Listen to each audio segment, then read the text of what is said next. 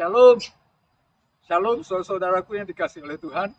Senang kita bisa berjumpa lagi dan kami sangat bersyukur karena kita bisa dipertemukan lagi walaupun kami menjumpai saudara-saudara melalui tayangan video ini. Ini timing yang pas, ini waktunya kita mau datang bersekutu dengan Tuhan. Ayo, saya mengajak saudara-saudara kita datang bersekutu dengan Tuhan. Ini waktu yang pas. Ambil Alkitab saudara, saya mau mengajak kita belajar firman-Nya lagi yang luar biasa hari ini. Ambil, buka Alkitab saudara dari 2 Korintus 11 ayat 30 sampai 31. 2 Korintus 11 ayat 30 hingga 31. Demikian firman Tuhan. Jika aku harus bermegah, maka aku akan bermegah atas kelemahanku. Allah yaitu Bapa dari Yesus Tuhan kita yang terpuji sampai selama-lamanya tahu bahwa aku tidak berdusta. Di dalam 2 Korintus 12, buka juga 2 Korintus 12 ayat yang kelima. Atas orang itu aku hendak bermegah, tetapi atas diriku sendiri aku tidak akan bermegah, selain atas kelemahan-kelemahanku. Saudara-saudaraku yang dikasihi oleh Tuhan, tema pembelajaran firman-Nya kali ini adalah weak or strong. Weak or strong. Nah, saudara-saudaraku yang dikasihi Tuhan, jikalau kita memperhatikan kehidupan hari-hari ini di akhir zaman ini, saudara sadar atau tidak sadar, saudara perhatikan betul-betul. Kehidupan ini sedang mengarah lagi ke masa-masa dahulu, ke zaman-zaman purba, zaman-zaman dahulu. Apa yang saya maksud? Yaitu bahwa pola kehidupan atau cara kehidupan saat ini adalah kembali ke yang namanya hukum rimba. Apa itu hukum rimba? Siapa yang kuat, dia yang menang. Jadi kita berlomba-lomba, kita harus menampilkan kekuatan kita harus menunjukkan power kita, kemampuan kita, kebisaan kita, kekayaan kita, dan segala-galanya supaya kita kuat dan kita bisa berhasil dalam kehidupan. Saudaraku yang dikasih Tuhan, secara teori, secara umum memang kira-kira begitu saudara.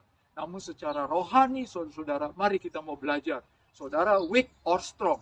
Saudara mau pilih yang mana, weak or strong? Mari kita bahas pertama. Saudaraku yang dikasih Tuhan, ayat yang kita baca tadi adalah ayat yang dikirim, penulisan dari Rasul Paulus yang dikirim Paulus kepada jemaat di Korintus. Ya, jemaat di Korintus setelah Paulus pergi meninggalkan pelayanannya, lalu mereka merasa kuat, mereka merasa sombong, mereka merasa bisa hebat, bisa berdiri sendiri tanpa harus diajari, tanpa harus dibimbing dan sebagainya dan sebagainya. Dengan kata lain, mereka menjadi kurang bergantung kepada Tuhan. Saudaraku yang dikasihi Tuhan, tetapi Paulus berkata, kalau atas orang-orang yang saya layani, aku mau bermegah. Tetapi atas diriku sendiri, aku tidak mau bermegah. Melainkan aku mengakui bahwa aku ini lemah. Aku ini lemah, kata Paulus. Bahkan orang lain menghina diriku, aku lemah. Ya, aku terima. Dengan kata lain, I am weak. Saudaraku dikasih Tuhan. Kita mau belajar, saudara. Kenapa Paulus menyatakan dirinya, dia mau diterima, dia mau dihina, dia mau menyatakan bahwa dia itu lemah.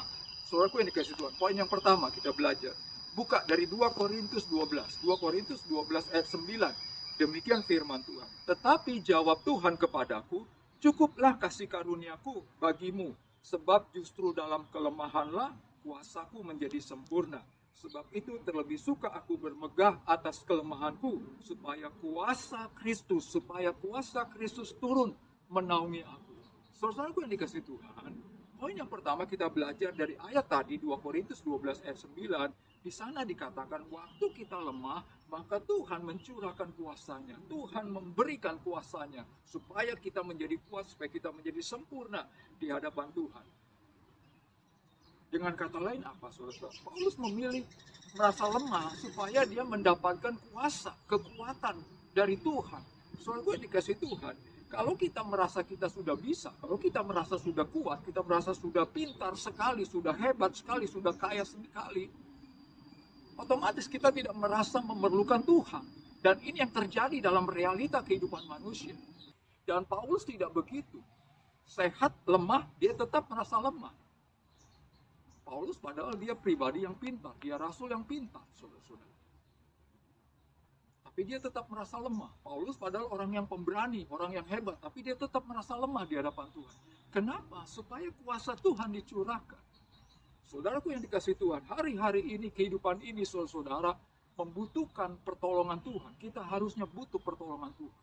Kenapa? Supaya kuasa Tuhan dicurahkan. Hari-hari ini harga-harga mahal, harga telur, harga ayam, apapun semuanya serba naik. Dan diprediksi memang harga-harga akan terus menaik dan tidak akan pernah kembali lagi normal seperti di tahun yang lalu, 2 tahun yang lalu, dan sebagainya, dan sebagainya. Saudaraku yang dikasih Tuhan, 2 Korintus 12 ayat 10 berkata demikian. Karena itu aku senang dan rela di dalam kelemahan.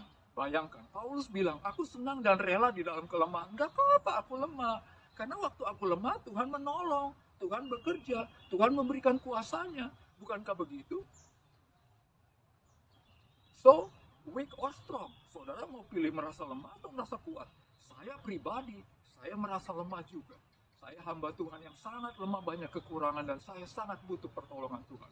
Dan saya sadari, lalu saya alami sungguh-sungguh pertolongan Tuhan di dalam perjalanan hari-hari hidup saya, baik secara pribadi maupun secara keluarga. Saudaraku yang dikasih Tuhan. Poin yang kedua, kita belajar. Mazmur 116 ayat yang ke-6. Mazmur 116 ayat yang ke-6. Demikian firman Tuhan. Sudah ketemu? Tuhan memelihara orang-orang sederhana. Aku sudah lemah tetapi diselamatkannya aku. Aku sudah lemah tetapi diselamatkannya aku. Pemazmur bilang, Tuhan itu memelihara orang-orang yang sederhana, orang-orang yang lemah, bahkan dikala susah, dikala terjepit, dikala terhimpit, dikala terhempas, dikala terpuruk, dan sebagainya. Tuhan angkat menyelamatkan. Dengan kata lain, orang yang lemah pasti diselamatkan Tuhan. Tapi orang yang sombong, orang yang bergaya, orang yang merasa dirinya sudah mampu, Tuhan akan kurang bekerja di dalam kehidupan orang itu. Sampai orang itu sungguh-sungguh merasa dirinya lemah dan membutuhkan Tuhan. Saudaraku yang dikasihi Tuhan. Poin yang kedua kita belajar, kalau kita merasa memang diri kita lemah, nggak apa-apa. Nggak rugi, saudara. Jangan takut dihina-hina orang. Tadi Paulus berkata dia dihina-hina oleh banyak orang. Dia merasa dirinya lemah, dia merasa dirinya bodoh. Nggak apa-apa. Karena waktu kita lemah, Tuhan tolong kita. Tuhan angkat kita. Kalau yang pertama, poin yang pertama tadi, waktu kita lemah, Tuhan mencurahkan kuasanya. Saudara yang dikasihi Tuhan, buka Nehemia pasal 4. Nehemia pasal 4 ayat yang kedua. Demikian firman Tuhan. Dan berkata di hadapan saudara-saudaranya dan tentara Samaria, apa gerangan yang dilakukan orang-orang Yahudi yang lemah ini? Nah, saudara, ini cerita waktu orang-orang Yahudi siap akan membangun tembok Yerusalem di bawah pimpinan Nehemia. Mereka diledek, mereka dihina-hina. Ini apa nih? Ini maunya apa sih orang-orang Yahudi yang lemah ini? Saudara, enggak apa-apa. Sekali lagi saya mau katakan, enggak apa-apa dihina. Enggak apa-apa dianggap dunia ini kita lemah, kita enggak bisa apa-apa. Saudara, enggak apa-apa.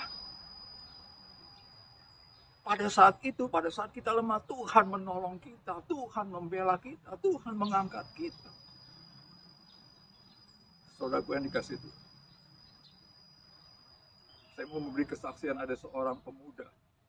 Seorang pemuda yang begitu dia lahir, normal, singkat ceritanya, begitu umur 3 tahun, tiba-tiba dia terkena musibah. Dia terkena musibah, matanya buta, dua-duanya buta. Umur 3 tahun, saudara terbayang. Dan saat itu teman-temannya tidak mau berteman dengan dia. Banyak orang menjauhi dia dan meledek dia orang buta. Dia terus tumbuh, lalu tiba-tiba datang seorang misionaris hamba Tuhan. Membimbing dia, menolong dia, mengajari dia. Sampai kemudian usianya di 15, dia menemukan sesuatu, saudara. Dia menemukan sesuatu bagaimana caranya orang-orang buta bisa belajar, bisa membaca dan sebagainya. Yang disebut dengan istilahnya huruf Braille. Siapakah orang ini? Ya, dialah Louis Braille, penemu huruf timbul untuk kalangan orang-orang buta. Bahkan dia disebut sebagai rasul tunanetra, rasulnya para orang-orang buta. Saudaraku yang dikasihi Tuhan, waktu dia lemah, Tuhan tolong dia, Tuhan selamatkan dia, bahkan akhirnya menjadi orang yang terkenal, menjadi orang yang menjadi berkat bagi banyak orang-orang buta. Demikian juga dengan saudara dan saya. Weak or strong, saudara mau pilih mana? Poin yang ketiga, terakhir. Yesaya 25 ayat yang keempat. Sebab engkau menjadi tempat pengungsian bagi orang lemah. Tempat pengungsian bagi orang miskin dalam kesesakannya. Perlindungan terhadap angin ribut, naungan terhadap panas terik. Sebab amarah orang-orang yang gagah sombong itu seperti angin ribut di musim dingin. Saudaraku yang dikasihi Tuhan.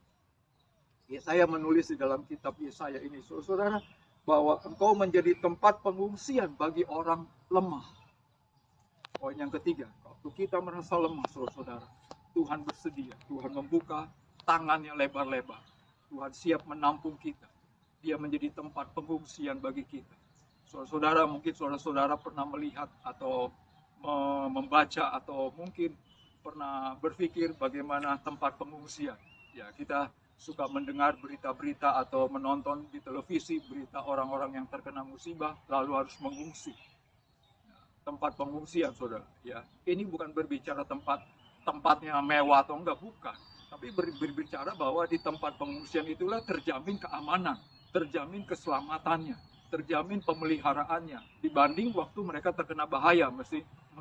Misalnya terkena bahaya banjir, terkena bahaya longsor, terkena bahaya gunung Merapi meletus dan sebagainya, lalu mereka diungsikan ke tempat pengungsian. Demikian pula dengan Tuhan. Waktu kita lemah, Tuhan membawa kita kepada dirinya, kepada kehadapannya. Dia mengibaratkan dia menjadi tempat pengungsian bagi kita. Artinya kita akan aman terus, kita akan selamat terus, kita akan dijagai terus, kita akan dipelihara terus, walaupun kita ini orang lemah, walaupun kita ini orang lemah. Mari saudara-saudaraku yang dikasihi Tuhan, ini waktunya kita datang sungguh-sungguh kepada Tuhan. Ini akhir zaman, kehidupan semakin keras, kehidupan semakin tajam, kehidupan semakin gelap, kehidupan semakin individualis, kehidupan semakin banyak persaingan-persaingan keras. Saudara, tapi jangan takut orang lain dunia ini menganggap kita lemah. Nggak apa-apa kita lemah. Saudaraku yang dikasihi Tuhan. 2 Tawarik 14 ayat 11. 2 Tawarik 14 ayat 11. Kemudian Asa berseru kepada Tuhan Allahnya, "Ya Tuhan, selain daripada Engkau tidak ada yang dapat menolong yang lemah terhadap yang kuat." Bayangkan perkataannya Asa kepada Tuhan. Selain Engkau tidak ada yang dapat menolong yang lemah terhadap yang kuat. Saudaraku yang dikasihi Tuhan, pada akhirnya, sekali lagi saudaraku yang dikasihi Tuhan, weak or strong. Saudara merasa kuat atau merasa lemah? Kalau saya pribadi dan keluarga kami merasa lemah. Kami ini memang orang-orang lemah, seperti juga Paulus. Tapi waktu kita lemah, Tuhan angkat kita, Tuhan berikan kuasa kemenangannya. Waktu kita lemah, Tuhan angkat kita, Tuhan selamatkan kita. Waktu kita lemah yang ketiga, Tuhan bawa kita ke hadapannya, ke hadiratnya, ke tempatnya. Seperti bayangkan tempat pengungsi. Tempat itu aman, tempat itu terjaga, tempat itu terpelihara dari segala-galanya. Saudaraku yang dikasihi, mari kita sungguh-sungguh datang kepada Tuhan. Kita merasa bahwa siapakah diriku. Mungkin di antara saudara-saudara ada yang selama ini masih jauh dari Tuhan. Kekristenan kita hanya kekristenan sebatas agamawi. Kita hanya rajin di hari Minggu ke gereja. Saudara, itu kurang cukup. Saya mau mengajak saudara-saudara yang belum sungguh-sungguh lahir baru. Buka pintu hati saudara, undang Tuhan Yesus. Tuhan Yesus masuk ke dalam hati saudara. Izinkan dia merubah hidup saudara. Biarkan kita dianggap lemah. Yang penting Tuhan beserta dengan kita. Haleluya. Mari kita satukan hati, kita berdoa untuk firman-Nya pada kesempatan kali ini. Arahkan hati dan pikiran saudara kepada Tuhan sungguh-sungguh. Saya mau berdoa. Bapa di surga, terima kasih untuk firman-Mu kesempatan ini. Bapa, kami mengakui kami ini adalah orang-orang yang lemah. Terlebih khusus Tuhan di tengah-tengah kehidupan hari-hari ini. Kehidupan di dunia ini yang semakin jahat, semakin gelap, semakin tinggi harga-harga barang-barang dan segala-galanya Tuhan. Bapa, kami lemah. Kami butuh Engkau Tuhan Yesus. Kami butuh Engkau. Kami mengakui kami ini orang-orang yang lemah. Berkati kami Bapa. Bapa, bila mana ada penonton, pemirsa yang membuka pintu hatinya dan mau mengundang Engkau Tuhan Yesus masuk ke dalam hati hidupnya. Dalam nama Tuhan Yesus, dalam nama Tuhan Yesus, Bapa hamba berdoa, jamah, Kau pulihkan Tuhan. Kau pulihkan, Kau ubahkan hidupnya, baharui. Terima kasih Bapa di surga. Kami percaya pembelaan-Mu, pertolongan-Mu terus nyata bagi kami ketika kami terus datang berharap dan kami berserah kepada Tuhan. Di dalam nama Tuhan Yesus Bapa, kami telah berdoa dan mengucap syukur. Haleluya. Amin. Saudara-saudaraku yang dikasihi oleh Tuhan, akhir kata saya mewakili dari pengurus besar Yayasan Visi Berkat bagi Indonesia mengucapkan terima kasih buat perhatian saudara-saudara semuanya. Sampai berjumpa di lain kesempatan. Tuhan Yesus memberkati.